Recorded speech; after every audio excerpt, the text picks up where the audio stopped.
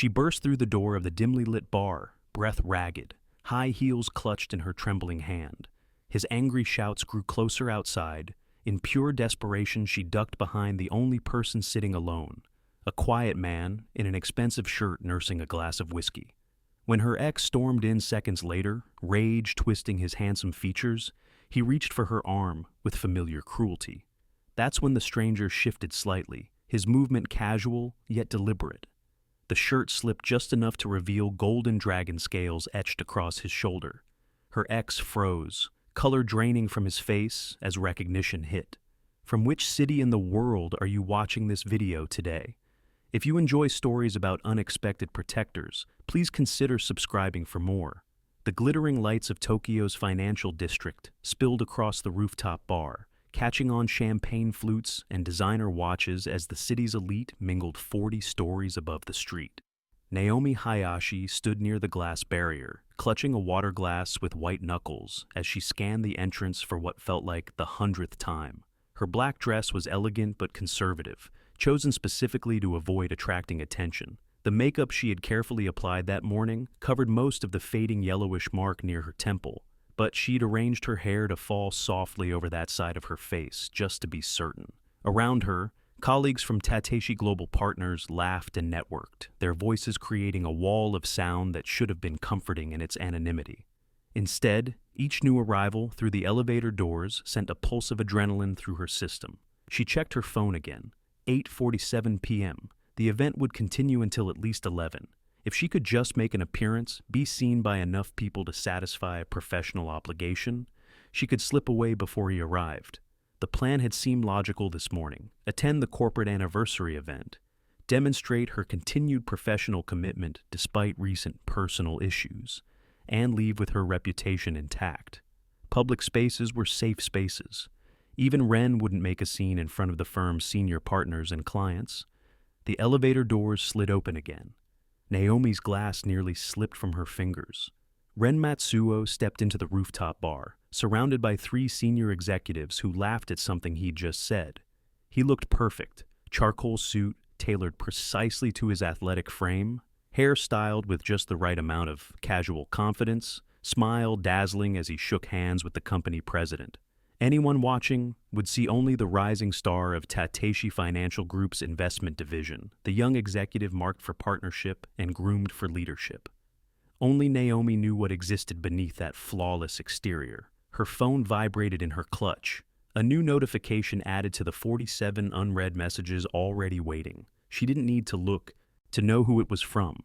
Ren's eyes swept the crowd with practiced casualness, the smile never leaving his face. When his gaze found her, something shifted in his expression. So subtle no one else would notice, but Naomi felt it like ice down her spine. His smile widened a fraction, his head tilted in the barest acknowledgement. He excused himself from the executives and began moving through the crowd in her direction. Naomi set down her water glass and moved deeper into the gathering, navigating between groups of colleagues with murmured apologies. She caught snippets of conversation as she passed. "That's Ren's ex, isn't it? Can't believe she ended things with him. Talk about throwing away a great catch. Heard she's been having some mental health issues. Stress, you know?" The narrative he'd carefully constructed around their breakup had clearly taken root. Naomi as the unstable, career-obsessed woman who couldn't appreciate a good man. Ren as the patient, supportive boyfriend who finally had to move on from her irrationality. No one had questioned why she'd changed her phone number twice in the past month, or why she'd moved apartments so suddenly, or why she flinched when doors closed too loudly. She reached the far side of the rooftop, where service staff entered and exited through a discreet door. Freedom was just beyond that threshold, a service elevator that would take her directly to the ground floor, bypassing the main lobby where Ren might intercept her. "Excuse me," she said to the uniformed staff member guarding the door. "I'm feeling unwell. Could I use this elevator?" The young man's expression was sympathetic but firm. "I'm sorry, ma'am. Service elevators are for staff only. The main elevators are just across the terrace."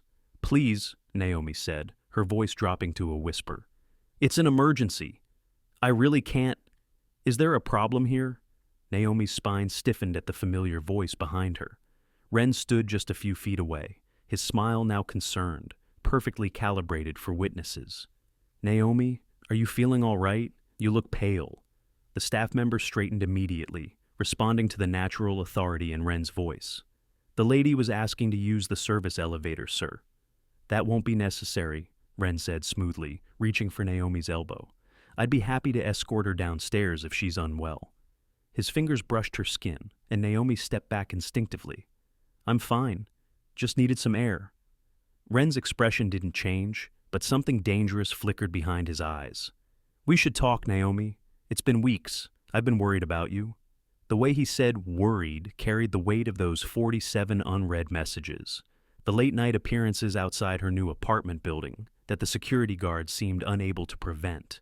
The calls to her boss expressing concerns about her mental stability. I have nothing to say to you, Naomi replied, keeping her voice level. Please, respect that. A couple walked past them toward the main elevator, giving Naomi an opportunity. She smiled as if continuing a pleasant conversation and moved to follow them, Ren falling into step beside her. You can't keep avoiding me, he said quietly, smile still in place for anyone watching. We both know how this ends, Naomi. You're being ridiculous. The elevator doors opened and several guests stepped out.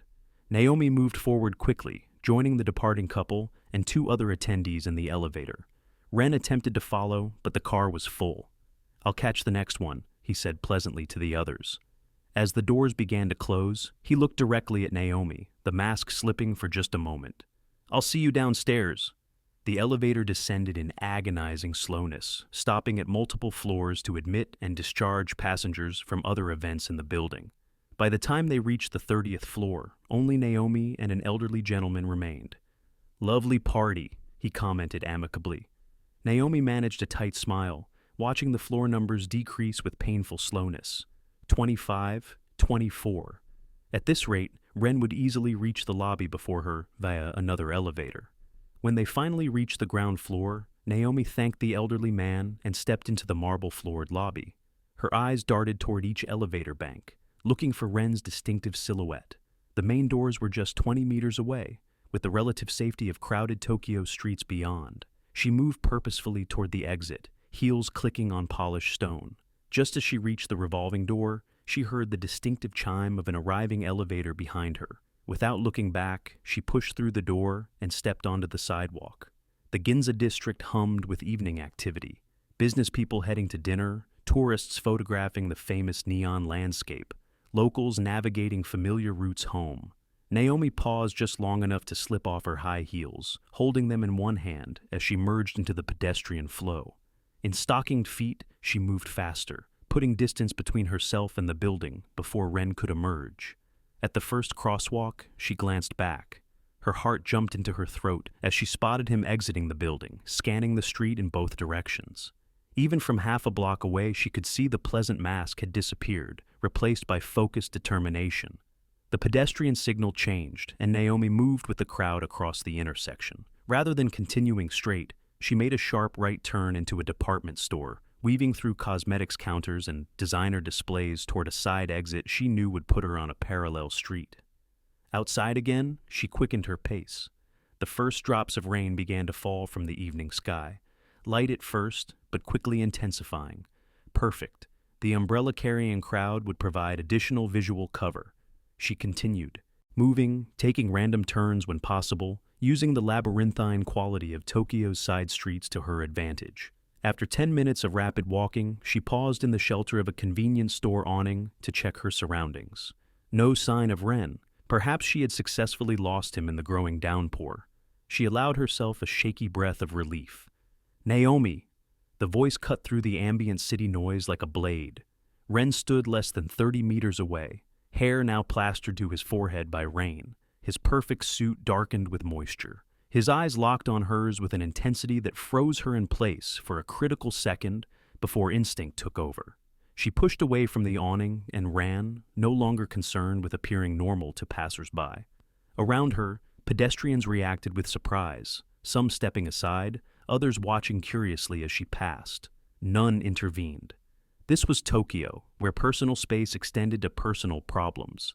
No one wanted to get involved in what was clearly a private dispute. Naomi, stop running. You're being crazy. Ren's voice carried through the rain, shifting between public concern and private threat with practiced ease. "I just want to talk to you." She cut through a narrow passage between buildings, emerging onto a street lined with small restaurants and bars. The area was transitioning from Ginza's corporate gleam to Shinjuku's more diverse nightlife. Pedestrians here were younger, the establishments more varied, the lighting less institutional and more atmospheric. Glancing back, she saw Ren turn into the passage, closing the distance between them with his longer stride. Panic surged through her system. The rain was falling steadily now, soaking through her dress, causing her bare feet to slip occasionally on the wet pavement. "Naomi, stop right now!" His voice had lost all pretense of concern, raw anger breaking through. A few pedestrians turned to look, but just as quickly they averted their eyes, hunching under umbrellas and hurrying past. No one would help her. No one would intervene. Ahead, the narrow street split into an even narrower alley lined with tiny establishments, the famous Golden Guy district, where hundreds of miniature bars occupied impossibly small spaces. The historic drinking quarter had survived decades of development, maintaining its post-war character even as glass skyscrapers rose around it. Naomi ducked into the alley, passing lantern-lit doorways barely wide enough for a single person. Most establishments were already full, their tiny interiors visible through windows steamed from body heat and conversation. She needed somewhere to hide, just long enough for Ren to pass by. A few meters ahead, a traditional red lantern hung beside an unmarked door.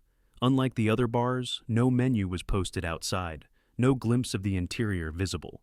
Just a simple wooden door with a small dragon motif carved into its center. As Ren's footsteps echoed in the alley behind her, Naomi made an instinctive decision and pushed through the door. Warm amber light enveloped her as she entered, along with the rich scent of cedar and fine whiskey. The bar was traditional in design, polished dark wood counter running the length of one wall, minimalist decor, soft lighting from paper lanterns. Unlike the crowded establishments nearby, this one was nearly empty. A few older businessmen sat at well-spaced intervals along the bar, each maintaining the deliberate privacy that was the hallmark of serious drinking establishments.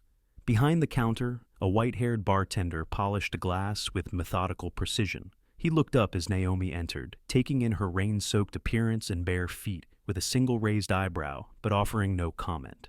The patrons glanced in her direction, then deliberately returned to their drinks. Only in Japan, Naomi thought fleetingly, would social protocol demand such studious ignorance of an unusual situation. Through the door, she could hear Ren's voice growing closer, calling her name with increasing frustration. She had seconds at most before he would reach this bar and look inside. Naomi scanned the room desperately. There was no back exit visible, nowhere to hide except... At the far end of the counter sat a solitary figure, a man, perhaps in his late 30s, wearing a simple but clearly expensive charcoal shirt open at the throat. His shoulders were broad but his frame lean, head slightly bowed as he contemplated the amber liquid in his glass. His face was partially obscured, but something in his isolated positioning made an instant decision for her. Moving quickly, she approached the seated man and positioned herself directly behind him, effectively using his body as a shield from the door. The action was instinctive, desperate, a cornered animal seeking any available protection.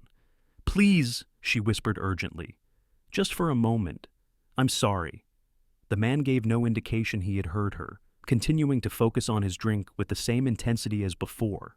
Naomi held her breath, listening for the inevitable sound of the door opening behind her. She didn't have to wait long. The wooden door swung open with enough force to rattle the lanterns, bringing a gust of cold rain and Ren's thunderous expression into the warm sanctuary. The bar fell completely silent as he stood in the doorway, rain dripping from his expensive suit onto the well-maintained wooden floor. His eyes found her immediately, narrowing when he realized she had positioned herself behind another patron. The pleasant mask slid back into place with practiced ease as he stepped fully into the bar, closing the door behind him. "There you are," he said, voice modulated to convey reasonable concern. "Making a scene again, Naomi? How embarrassing." None of the other patrons reacted visibly, though the bartender had stopped polishing glasses, watching the situation with careful assessment. The man Naomi stood behind remained motionless, giving no indication he was even aware of the developing confrontation. "I'm not your girlfriend anymore, Ren," Naomi said, her voice steadier than she felt. "I've told you 100 times."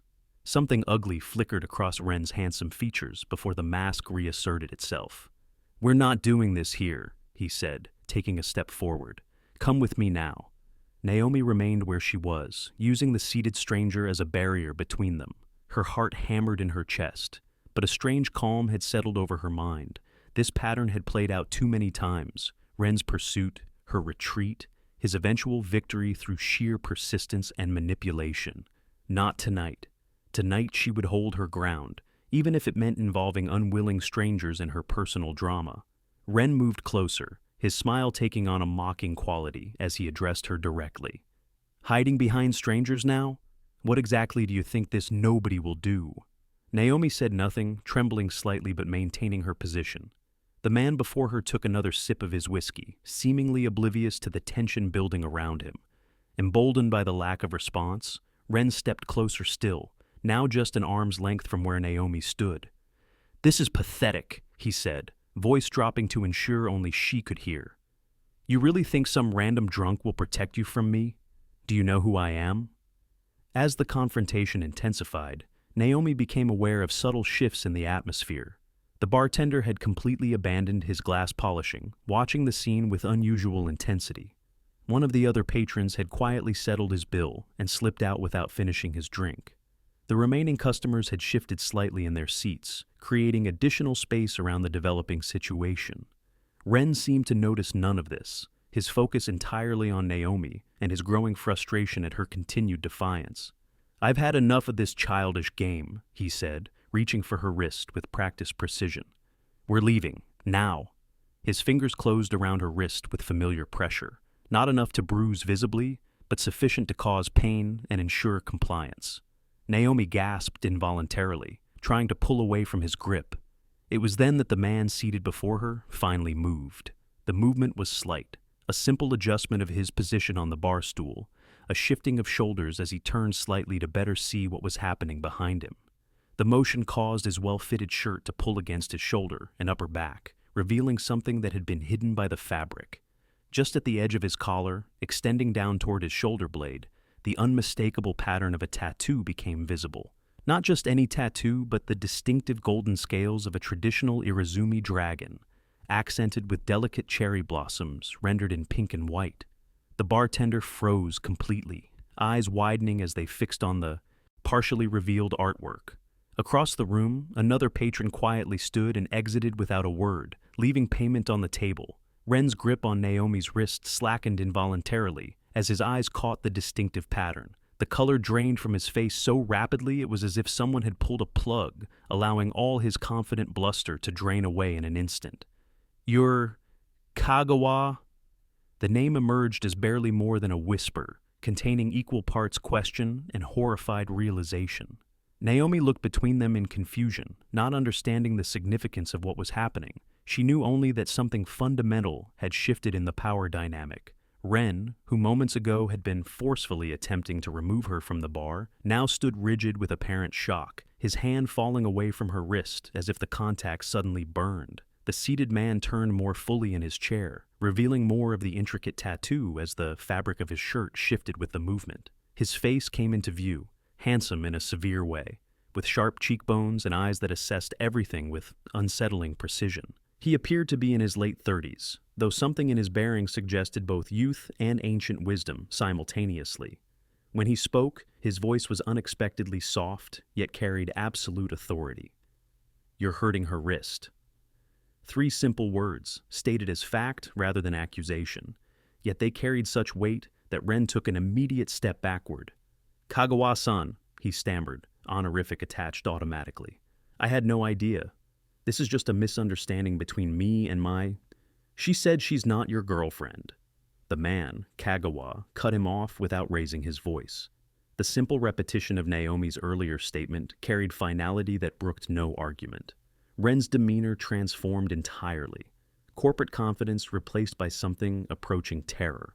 "Of course, yes, I misspoke," he said quickly, gaze now fixed somewhere near Kagawa's left shoulder, rather than meeting his eyes directly. The bartender moved with quiet efficiency, turning the sign on the door to "closed" and engaging the lock with a soft click. He then produced a fresh bottle of premium whiskey and 3 glasses, placing them on the counter without being instructed. Kagawa turned his attention to Naomi for the first time, studying her face with the same careful assessment he had given the situation. "Do you know who I am?" he asked directly. Naomi shook her head honestly. "No, I just needed somewhere to hide."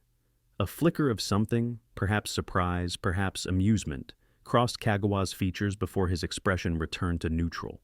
He nodded to the bartender, who poured 3 measures of the amber liquid. "My name is Takashi Kagawa," he said, voice still quiet, but carrying clearly in the now silent bar. "I oversee certain business interests in Shinjuku and Ginza." Ren stood frozen, literally shaking now as Kagawa continued speaking. "This man seems very concerned about who he is," Kagawa observed, pushing one glass toward Naomi and another toward Ren. "Perhaps you should know who he's afraid of." Naomi accepted the glass automatically, though she had no intention of drinking. Ren reached for his with visible hesitation, the movement revealing his expensive watch and designer cufflinks. Symbols of the corporate success he wielded as power. Kagawa noticed the details immediately. Tateishi Financial Group, correct? Working under Hiroshi Nakamura. Ren nodded jerkily, clearly shocked that Kagawa knew his employer. "Nakamura-san and I have an understanding," Kagawa continued casually. "He values my opinion on his employees." The implication hung in the air between them. Naomi watched as Ren's expression cycled through shock, fear, and finally a desperate attempt to salvage the situation. "Kagawa-san," he began, voice higher than usual, "please allow me to explain the situation with my former girlfriend." Kagawa raised his hand slightly, barely a gesture at all, and Ren went immediately silent, the words dying in his throat. The effortless display of authority was more intimidating than any shouted command could have been. Naomi was beginning to understand. The tattoo, the deference, the fear. She had accidentally sought protection from someone connected to the Yakuza. Not just connected, but clearly significant enough that the mere glimpse of his tattoo had transformed her aggressive ex into a trembling supplicant. Kagawa turned fully toward her, revealing more of his tattoo. What was visible suggested a masterpiece covering his back entirely. "You chose an interesting place to seek refuge," he said. "Most people avoid entering this door." Ren made another attempt to regain control of the situation. "Kagawa-san, if I could just explain about Naomi and our relationship." Kagawa silenced him again, with nothing more than a slight shift of attention. To Naomi, he asked simply, "Do you wish to leave with this man?" The bar was absolutely still, waiting for her answer. Naomi found courage she hadn't known she possessed, straightening her spine despite her rain-soaked dress and bare feet. "No," she said clearly. "I've been trying to end this for months. He won't stop following me." Kagawa nodded once, taking a sip of his whiskey. "Then you won't," he stated, as if settling a minor business matter. He set down his glass and removed his watch, a simple but clearly expensive timepiece with a wooden face and traditional craftsmanship. Beneath it, secured by a leather cord around his wrist, was a small wooden token carved with what appeared to be a family crest. With deliberate movements, he removed the token and placed it on the counter, sliding it toward Naomi. "This guarantees safe passage," he explained. "The holder is under Kagawa protection."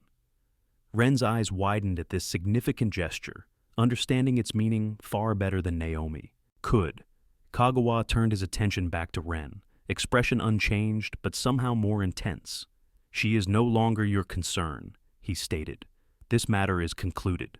The finality in his voice left no room for argument.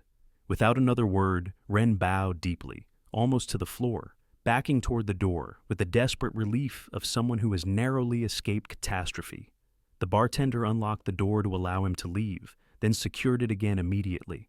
As the door closed behind Ren's hastily retreating form, Naomi remained standing, the wooden token in her palm, still processing what had just happened. In the space of minutes, her desperate flight had led her to an unexpected sanctuary and a protection she never could have anticipated. The wooden token felt warm against her skin, its significance still unclear to her, but undeniably powerful. Kagawa gestured to the now empty stool beside him. "Perhaps you should sit," he suggested. "I believe we have matters to discuss." Naomi slipped onto the bar stool, her body moving automatically while her mind struggled to process what had just occurred. The wooden token sat on the counter between them, small but somehow commanding its own space. Up close, she could see it was carved with remarkable precision. A stylized dragon curled protectively around what appeared to be a family crest. Kagawa observed her with quiet attention, waiting as the bartender brought a warm towel for her rain-dampened face and hair. The simple act of hospitality seemed strangely incongruous with the power dynamics she had just witnessed. "Thank you," she said finally, unsure if she was thanking him for the towel or for the way he had dismissed Ren with nothing more than a few words. "The token I gave you," Kagawa said, ignoring her thanks, "carries significant meaning. It isn't given lightly." Naomi touched it gently with her fingertip. "What does it mean exactly?" "It identifies you as under the protection of the Kagawa family. Those who recognize it will understand that harm to you would have consequences." The statement was delivered without emphasis or threat, simply presented as fact. Naomi looked up from the token to study his face. Now that she could see him clearly, she noted details hidden in her earlier panic. The perfect stillness with which he held himself, the subtle scar near his right eyebrow, the way his eyes missed nothing, despite appearing relaxed. "You're Yakuza," she said. It wasn't a question. A slight inclination of his head acknowledged her statement without confirming or denying. "I oversee various business interests, as I said." The bartender approached with a steaming cup of tea, placing it before Naomi without being instructed. She wrapped her cold fingers around the cup gratefully. "Why would you help a stranger?" she asked, the question that had been forming since Ren's dramatic exit. Kagawa considered her for a moment before answering. "You chose me without knowing who I was. That's unusual." "What do you mean?" "Most people in Tokyo cross the street when they see me coming," he explained.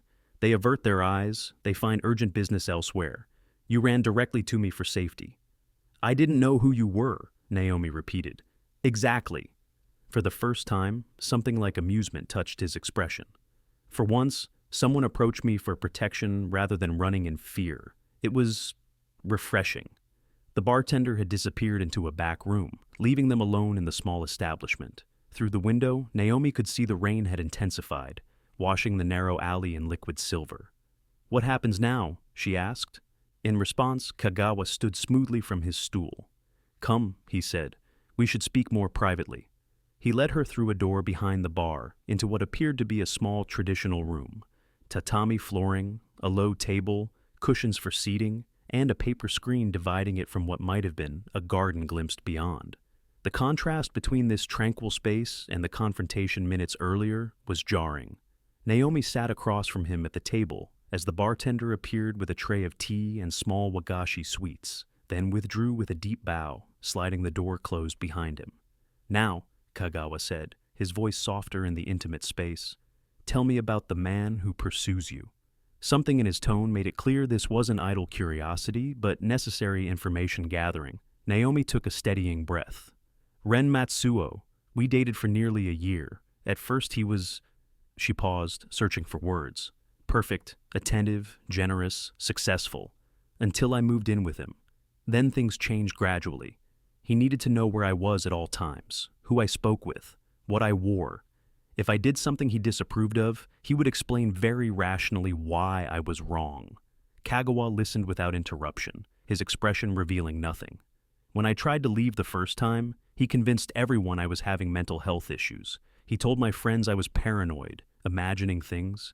He's very persuasive, very respected at Tatishi Financial. 3 months ago, I managed to move out while he was on a business trip. Since then, he's been persistent." "The bruise near your temple," Kagawa observed. "His work?" Naomi touched it reflexively. "An accident," he would say. "He never hits with his fists, nothing that obvious. It's always an accident. A door I walked into, a shelf that fell, my own clumsiness. And tonight? Tonight was supposed to be closure, a public event where he couldn't make a scene. I thought I could show my face professionally, then slip away. I was wrong." Kagawa nodded once, absorbing this information. "He will not approach you again," he stated with simple finality. "Just like that? Just like that." Naomi stared at him, trying to reconcile the quiet man before her with the power she had witnessed in the bar. Who are you? Really?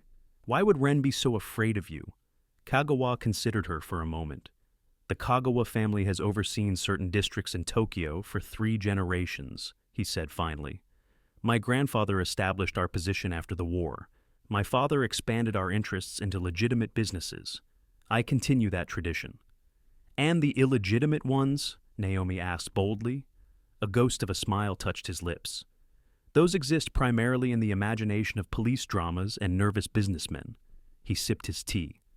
Though the imagination is sometimes more powerful than reality. Outside, thunder rumbled across the Tokyo skyline. The rain showed no sign of abating. The token I gave you creates a connection between us, Kagawa continued. Others will see it and know. I should warn you that you've traded one form of attention for another. I apologize for that complication. Naomi picked up the wooden token from where she had placed it on the table. What exactly does that mean? It means Ren Matsuo will never approach you again. But it also means you will be recognized by others in my world. Most will respect the protection. Some may be curious about why Takashi Kagawa has extended such consideration to a woman previously unknown to him. The implications settled over her slowly. You're saying I might be in danger because of your protection? I'm saying life is more complicated than simple solutions allow. He set down his cup with precise movements. But I can offer practical assistance. A security company that works with my organizations can ensure your apartment is properly secured. If you prefer, there is an available unit in a building I own, where security is already established. Naomi studied him with growing confusion. Why would you do all this for someone you don't know? Kagawa's expression shifted subtly, something more personal breaking through his composed exterior. Because I understand what it means to be truly trapped. Before she could ask him to elaborate, the door slid open to admit the bartender again. He bowed and addressed Kagawa in formal Japanese, too quick and traditional for Naomi to fully follow. Kagawa responded with a brief nod, then turned back to her as the bartender withdrew. My driver has arrived. The rain is unlikely to stop soon. May I offer you transportation? Naomi hesitated, weighing the strangeness of accepting further help from this enigmatic man against the reality of her situation. Barefoot, dressed still damp, without money for a taxi, and uncertain if Ren might still be lurking somewhere in the area. Yes, thank you, she decided, but I don't want to impose further. It's no imposition. The connection has been established with the token. Honor demands it be respected. They exited through a rear door of the establishment, entering a narrow passage that led to a small private parking area where a black sedan waited, engine running. The driver emerged with an umbrella as they approached, shielding Naomi from the rain as she slipped into the leather-upholstered back seat. Kagawa joined her a moment later, sitting at a respectful distance. Where may we take you? He asked. Naomi gave her address in Shibuya, then immediately questioned the wisdom of sharing it.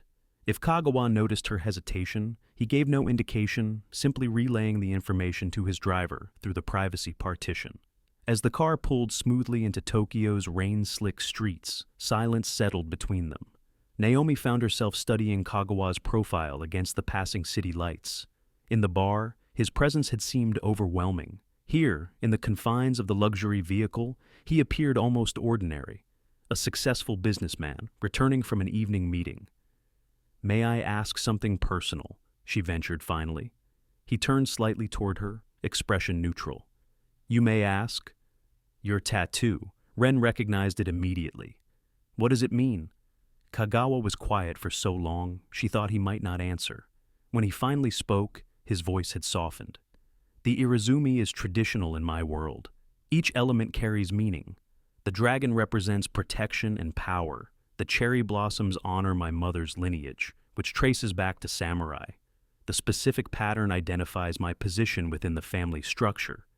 Does it cover your entire back? And more. The complete work took 3 years by traditional methods.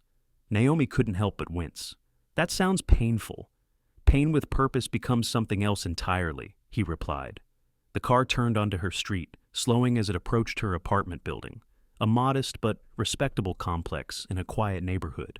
Through the rain-streaked windows, Naomi could see the familiar outline of the security guard stationed in the lobby, largely ineffective at keeping Ren away despite her complaints. Thank you for bringing me home, she said, gathering her still damp shoes. And for earlier, Kagawa reached into his pocket and produced a business card, simple white cardstock with only a phone number printed in black. No name, no company. If you have concerns day or night, call this number. It is answered at all times.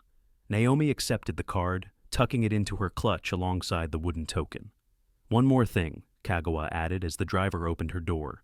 The token is not merely symbolic. Carry it with you. She nodded, stepping out under the shelter of the umbrella held by the driver.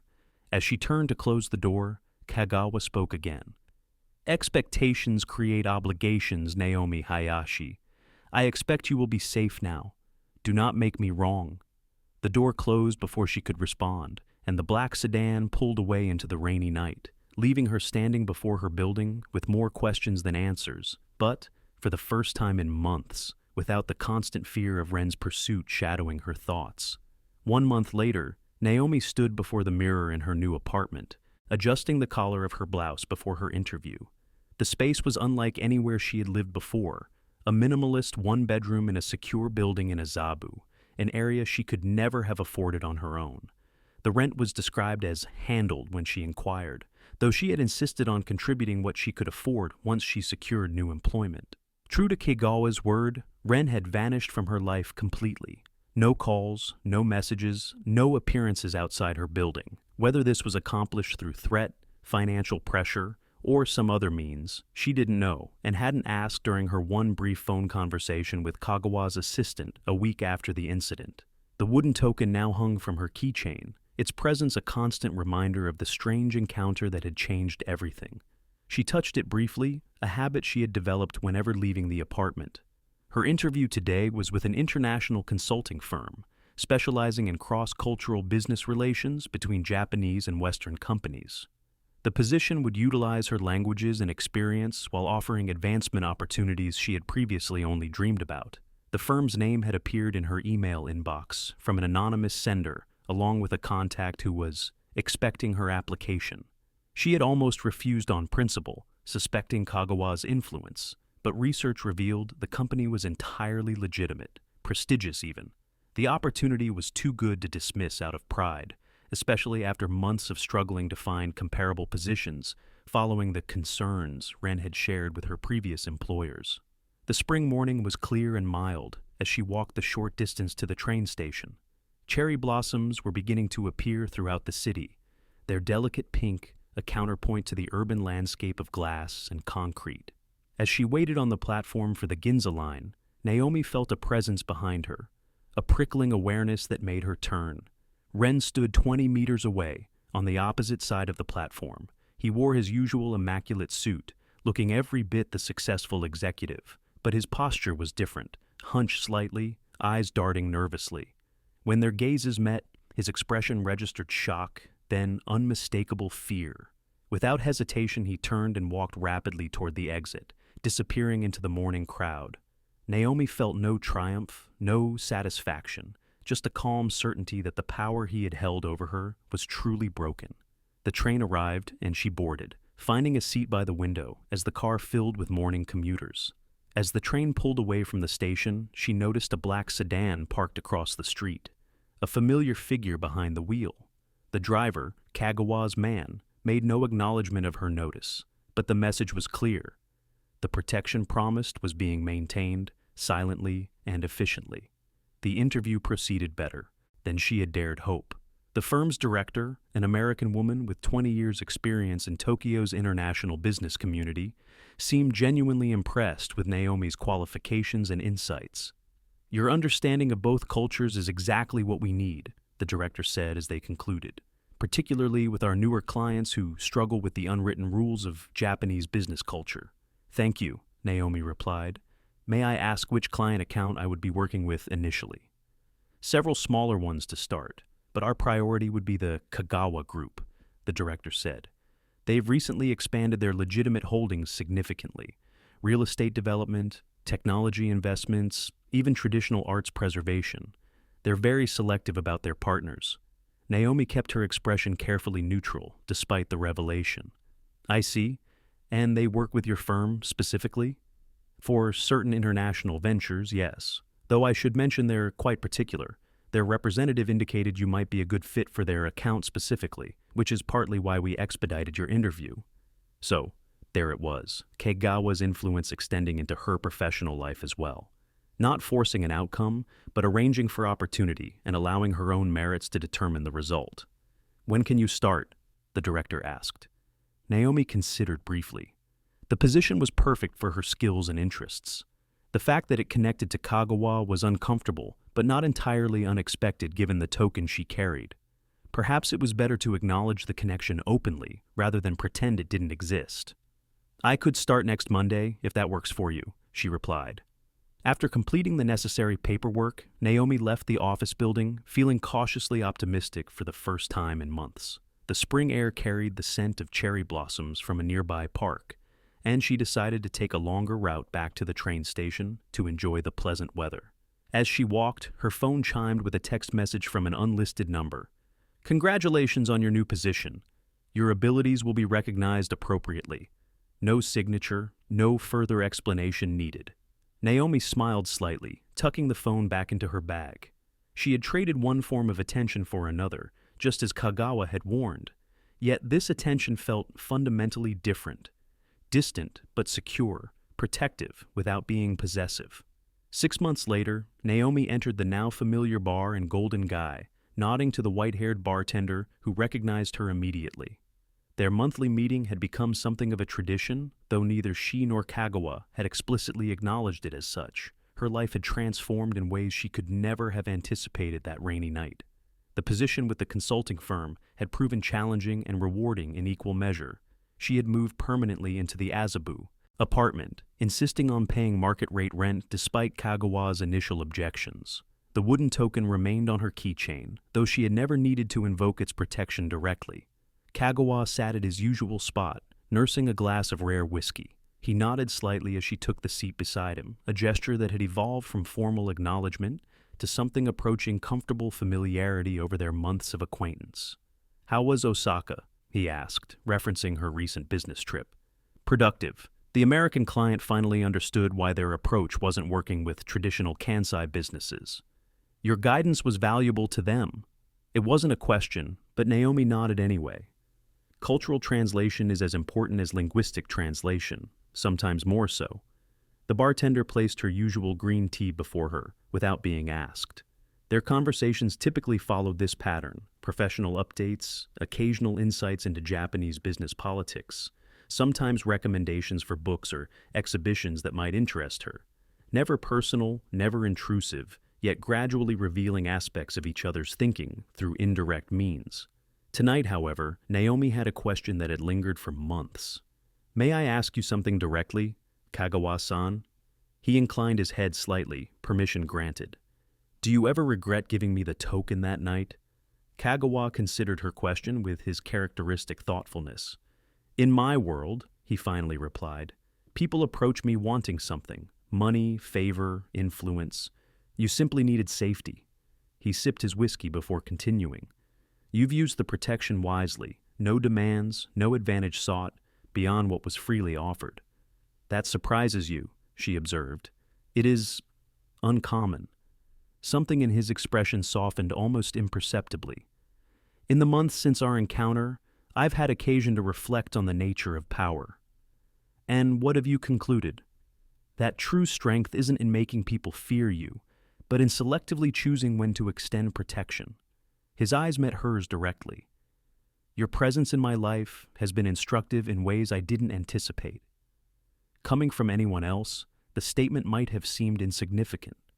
From Kagawa, a man whose words were always precisely measured, it represented a remarkable admission. Naomi reached into her bag and placed a small wrapped package on the counter between them. "I brought something for you." He regarded it with mild surprise. In their months of acquaintance, she had never given him anything, maintaining a careful balance that acknowledged their connection without creating further obligation. "May I?" he asked, waiting for her nod before unwrapping the package with precise movements. Inside was a modern watch with a wooden face, similar in design to the one he had worn that first night, but with contemporary styling. The craftsmanship was evident, hand-selected: wood, precision mechanism, understated elegance.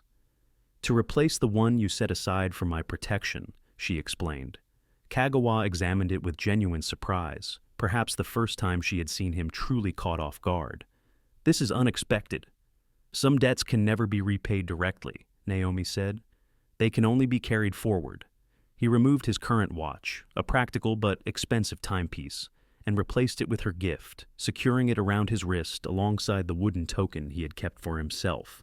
The parallel to her own keychain was not lost on either of them. As she prepared to leave, Naomi performed a subtle but meaningful bow, not one of submission, but of equal respect. Kagawa returned it with identical depth, another small shift in their evolving dynamic. Through the window, she could see cherry blossoms drifting down from trees planted along the narrow alley, nature's reminder that beauty and renewal often emerged from the most difficult circumstances. "Until next month," she said simply, stepping out into the Tokyo evening. Kagawa watched her leave, the new watch catching the light as he raised his glass in silent acknowledgement. Beyond the glass, Naomi walked confidently through streets that had once terrified her, the wooden token swinging gently from her keys with each step, no longer just a symbol of protection, but a reminder of how completely life could change through a single moment of desperate choice and unexpected response. Cherry blossoms drifted on the spring breeze, transforming Tokyo's concrete landscape into something almost ethereal. Naomi paused beneath a particularly magnificent tree in the small park near her office, watching as petals spiraled down to form pale pink carpets on the ground. 1 year had passed since that rainy night when she'd burst into a hidden bar in Golden Gai, unwittingly changing the course of her life. The memory had softened with time, but certain elements remained vivid: the amber light, the smell of fine whiskey, the moment when Takashi Kagawa's shirt had shifted to reveal the golden dragon scales etched across his shoulder. Most clearly, she remembered the transformation in Ren's face when he recognized the significance of that tattoo, arrogance dissolving into fear in an instant. Her phone chimed with a calendar reminder. The quarterly review meeting with the Kagawa Group's international division was scheduled for 10 o'clock. As the lead consultant managing their account, Naomi had spent weeks preparing the presentation. The position had proven more challenging and rewarding than she could have imagined, with her recommendations helping to shape the legitimate business empire that bore Takashi Kagawa's name, if not his daily presence. They maintained their monthly meetings at the bar, a tradition neither acknowledged explicitly but both honored faithfully. These encounters had evolved into something Naomi couldn't quite define, not friendship in any conventional sense, yet marked by a mutual respect that transcended their unusual beginning. They spoke of business, art, literature, occasionally politics, but never directly of the connection established by the wooden token she still carried. As she gathered her materials and headed toward the Kagawa Group headquarters, Naomi reflected on how completely her life had transformed. The fear that had been her constant companion during Ren's harassment had faded into memory. Her professional reputation had been rebuilt and enhanced. She had even begun taking evening classes toward an MBA, planning for a future that now seemed full of possibility rather than constraint. The Kagawa Group occupied 10 floors of a gleaming tower in the financial district, its lobby a masterful blend of traditional Japanese elements and contemporary design. Naomi nodded to the security staff as she passed through to the executive elevators, her access card granting her the privileges of a valued consultant. Director Yamamoto met her at the conference room door, bowing slightly in greeting.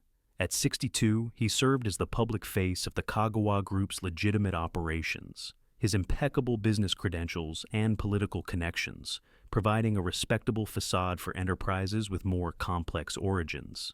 "Hayashi-san, excellent timing," he said, gesturing her into the room where 6 executives already waited. "We were just discussing the Singapore proposal." Naomi took her place at the table, arranging her presentation materials with practiced efficiency. This was her world now: boardrooms and strategy sessions, international negotiations, and cultural bridging. The monthly financial statement from her bank showed a number that would have seemed impossible a year earlier, enabling her to not only pay full market rent for the Azabu apartment, but also to begin building savings and investments. The meeting proceeded smoothly, her recommendations for approaching European markets received with the serious consideration she had earned through months of proven success. As they concluded, Director Yamamoto approached her privately. Kagawa-san would like to see you before you leave today, he said quietly. His office, at 2 o'clock. Naomi nodded, concealing her surprise. In the year since their first encounter, she had never been summoned to Takashi Kagawa's private office. Their interactions remained contained within the neutral territory of the bar and Golden Guy, a boundary that seemed important to maintain. The intervening hours passed quickly as she handled other client matters. At precisely 2 o'clock, she took the dedicated elevator to the top floor, where Kagawa's office occupied the corner position with views across Tokyo toward Mount Fuji on clear days. His assistant, a stern woman in her 50s who had worked for the Kagawa family for decades, nodded to Naomi without smiling. "Go in, he's expecting you." The office beyond the heavy wooden door defied expectations. Rather than the ostentatious display of power typical of many executives, the space was arranged with minimalist elegance, clean lines, few decorations beyond a single stunning ukiyo-e print, and windows that dominated 2 walls. Kagawa stood with his back to the door, looking out over the city he had significant, if unofficial, influence over. "Thank you for coming, Hayashi-san," he said without turning. "Please sit." Naomi took one of the chairs positioned before his desk, noting the simple wooden box centered on its otherwise clear surface.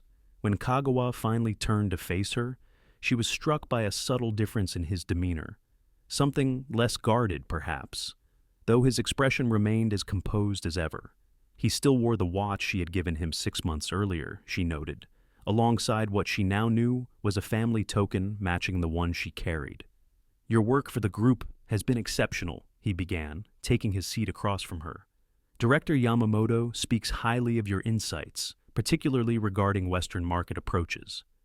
"Thank you," Naomi replied, uncertain where this formal assessment was leading. "The projects have been interesting challenges." Kagawa studied her face briefly before continuing.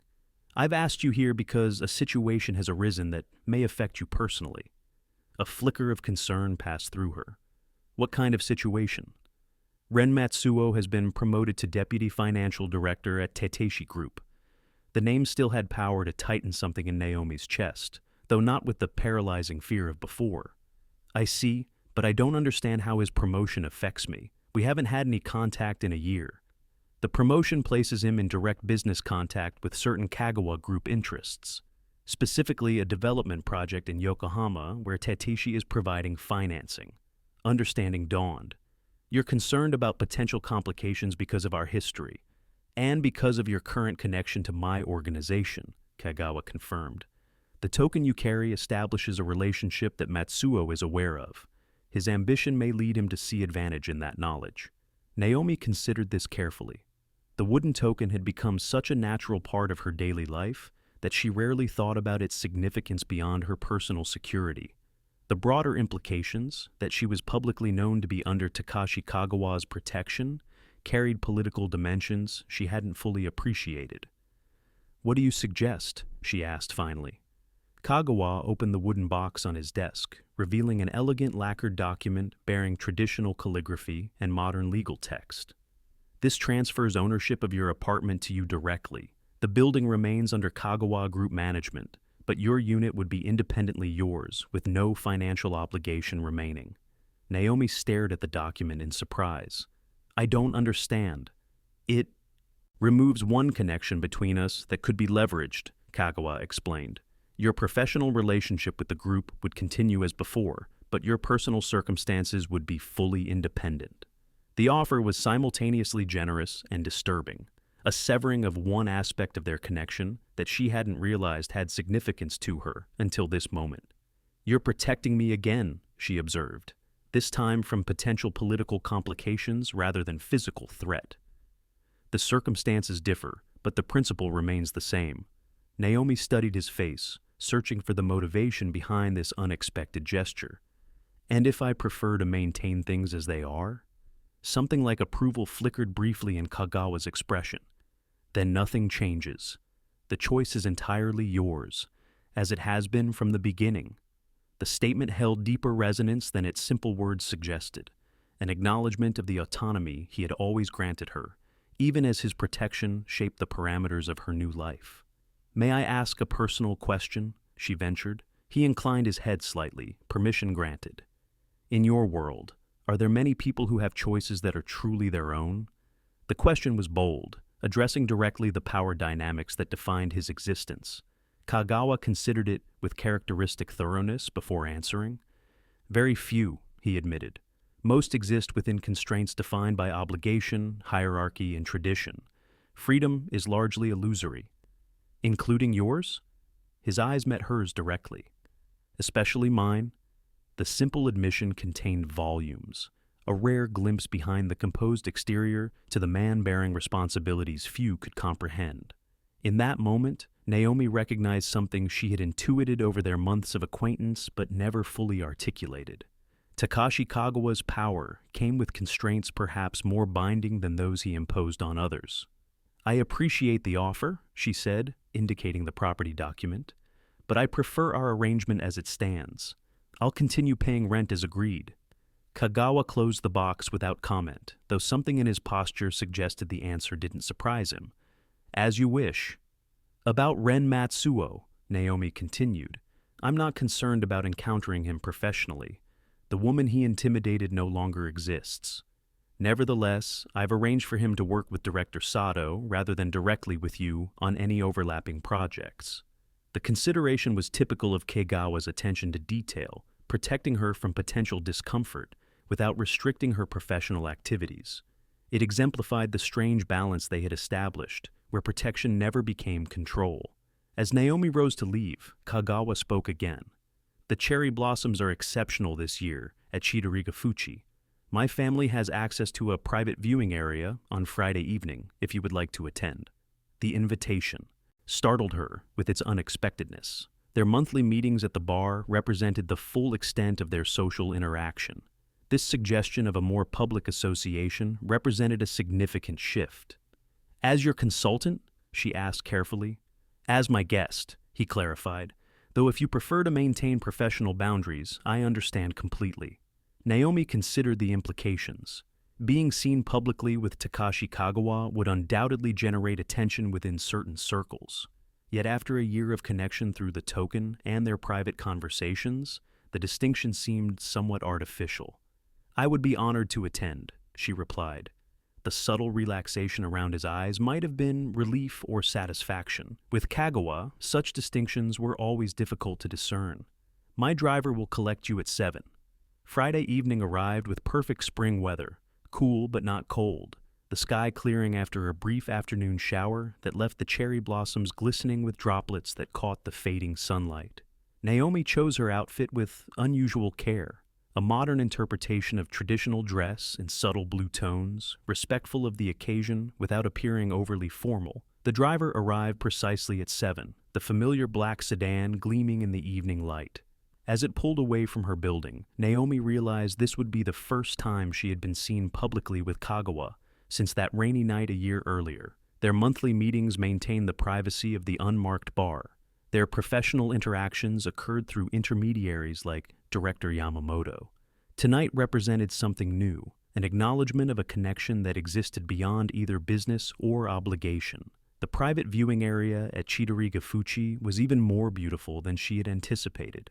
Located on elevated ground overlooking the moat of the Imperial Palace, it offered unobstructed views of cherry trees in full bloom, their delicate branches creating a canopy of pink and white against the darkening sky. Lanterns had been placed along walking paths, their warm glow enhancing the dreamlike quality of the scene. Kagawa waited near the entrance, dressed in traditional formal attire that highlighted the natural authority of his bearing. Several older men and women stood nearby, clearly important guests judging by the deferential attention of staff. But Kagawa broke away from them immediately upon seeing her arrive. "Hayashi-san," he greeted her with a formal bow. "Thank you for coming."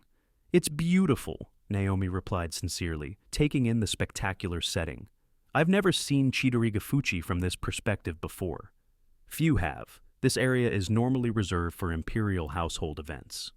As he guided her along a stone path toward a viewpoint overlooking the illuminated cherry trees, Naomi noticed curious glances from other guests. Their interest seemed focused less on her identity than on the fact that Takashi Kagawa was personally escorting someone, an apparently unprecedented occurrence based on the surprised expressions of several older attendees. They reached a small pavilion positioned for optimal viewing where a traditional tea service had been arranged.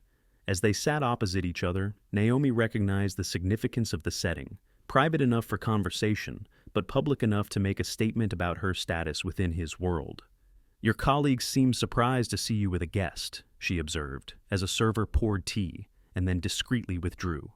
"I rarely attend social functions," Kagawa acknowledged, "and when I do, I generally come alone.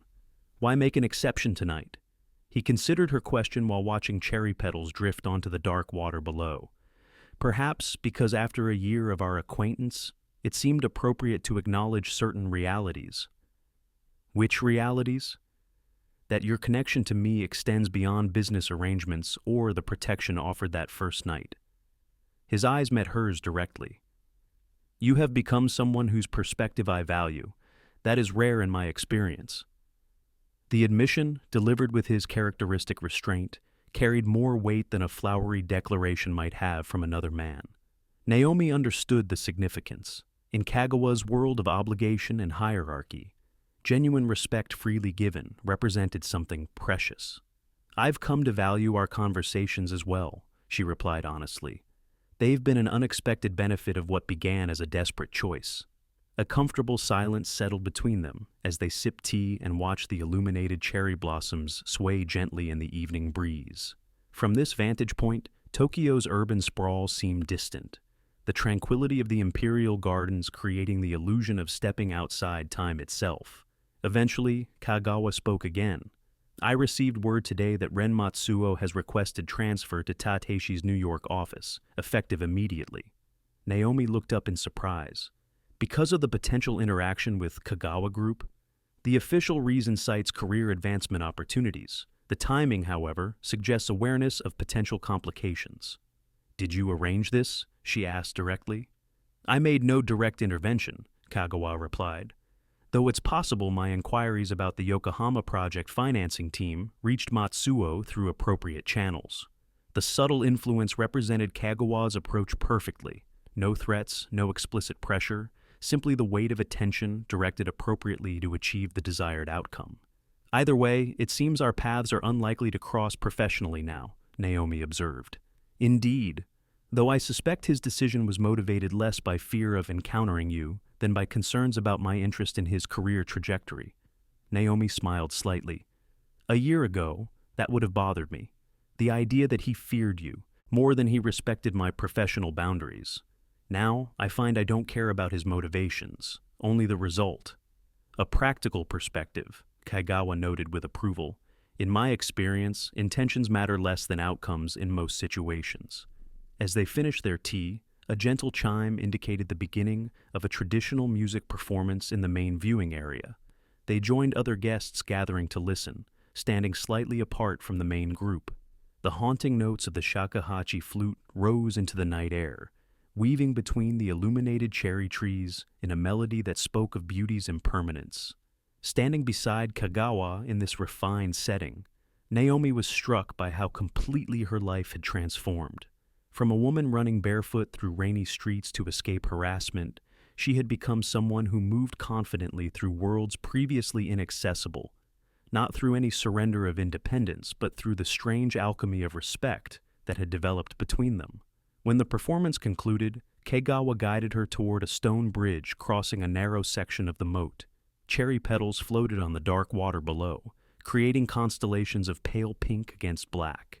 "There is something I've been meaning to ask you," Naomi said as they paused midway across the bridge. "Why did you really help me that night? The true reason." Kagawa leaned against the bridge railing, watching the petals drift in patterns directed by invisible currents. "In my position, every action carries weight and consequence. Most decisions are determined by obligation, tradition, or strategic necessity." He turned to face her directly. "That night, when you stood behind me not knowing who I was, I had an opportunity to make a choice based solely on what seemed right in that moment. It was liberating." The admission revealed more about him than any previous conversation. In his world of careful calculations and measured responses, spontaneous compassion represented a rare freedom. "So, I gave you something after all, Naomi observed quietly. Perhaps we offered each other unexpected gifts, he replied. You received protection when you needed it most. I experienced the uncommon satisfaction of helping someone who wanted nothing from me beyond that immediate need. The simplicity of this exchange, protection freely given, gratitude without calculation, had formed the foundation of everything that followed. Their monthly meetings, her professional role with his organization, even this evening among the cherry blossoms, all had grown from that single moment of authentic connection. As the evening concluded and other guests began to depart, Kagawa walked Naomi back to the waiting car. Unlike their first encounter, when she had been soaked from rain and trembling with fear, she now moved with the quiet confidence of someone who had found unexpected strength through challenge. Thank you for including me tonight, she said. They reached the car. It was a remarkable experience. There is an old saying, Kagawa replied. To share beauty with someone who truly appreciates it doubles one's own enjoyment. The statement, simple yet profound, captured something essential about their unusual relationship, a mutual recognition that transcended the circumstances of their first meeting. As his driver held the door for her, Naomi reached into her bag and produced a small package wrapped in traditional furoshiki cloth. I brought something for you. Kagawa accepted it with a slight bow, unwrapping the cloth to reveal a book, a rare first edition of essays by a philosopher they had discussed during their previous meeting at the bar. I remembered you mentioned having difficulty finding this particular translation, she explained. He examined the volume with genuine appreciation. This is exceptionally thoughtful, thank you. The exchange of gifts had become part of their evolving tradition, each offering selected with careful consideration rather than extravagance. The watch she had given him to replace the one sacrificed with her token, small items of significance rather than monetary value, each acknowledging the unusual balance they maintained. As the car pulled away from Chidoriga Fuchi's illuminated beauty, Naomi watched cherry petals swirl in their wake. The Japanese concept of mono no aware, the poignant awareness of impermanence, seemed particularly relevant. Cherry blossoms were celebrated precisely because their perfect beauty lasted such a brief time, making the viewing experience more precious. Perhaps that impermanence applied to human connections as well. The circumstances that had brought her into Takashi Kagawa's orbit were unlikely to have occurred otherwise. Two individuals from entirely different worlds, finding unexpected common ground through a moment of crisis and choice. 1 year earlier, she had run through rainy streets seeking escape from one man's control. Now she moved freely through spaces of her own choosing. The wooden token on her keychain, a reminder not of dependence but of the strange, unexpected paths life sometimes revealed. When she arrived home, Naomi placed the evening's program on her desk alongside other mementos of the past year. The business card with only a phone number, her first project proposal for the Kagawa Group, a museum ticket from an exhibition Kagawa had recommended during one of their conversations at the bar. Together, they formed a chronicle of transformation, not just in circumstance, but in how she perceived herself and her possibilities. The following Monday, she arrived at her office to find an elegant envelope on her desk. Inside was a traditional woodblock print showing cherry blossoms along the imperial moat, accompanied by a note in Kagawa's distinctive handwriting. Beauty exists where we choose to recognize it. The simple statement seemed to capture everything their unusual connection had become, a recognition of value that transcended conventional boundaries and expectations.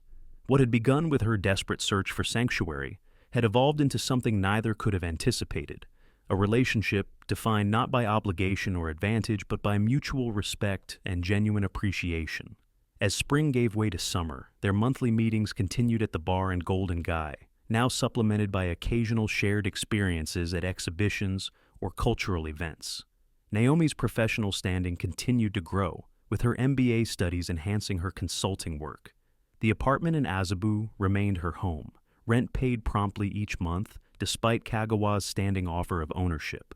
The wooden token stayed on her keychain, its surface gradually smoothed by daily handling, no longer a symbol of desperate need, but a reminder of how completely life could transform through a single moment of courage and an unexpected response. What might have ended that night with her recapture by Ren had instead opened a door to possibilities neither she nor Kagawa could have imagined. when she first positioned herself behind a stranger in a dimly lit bar. In a city of millions where most people moved through carefully segregated worlds, they had found an unexpected connection that defied conventional categories. Not quite friendship, certainly not romance, but something equally valuable. A relationship built on the recognition that true protection never demanded submission and genuine respect transcended social boundaries. Cherry blossoms would return the following spring, their brief perfection a reminder that beauty often emerged from the most unlikely circumstances, a lesson Naomi carried forward with each step into her transformed future.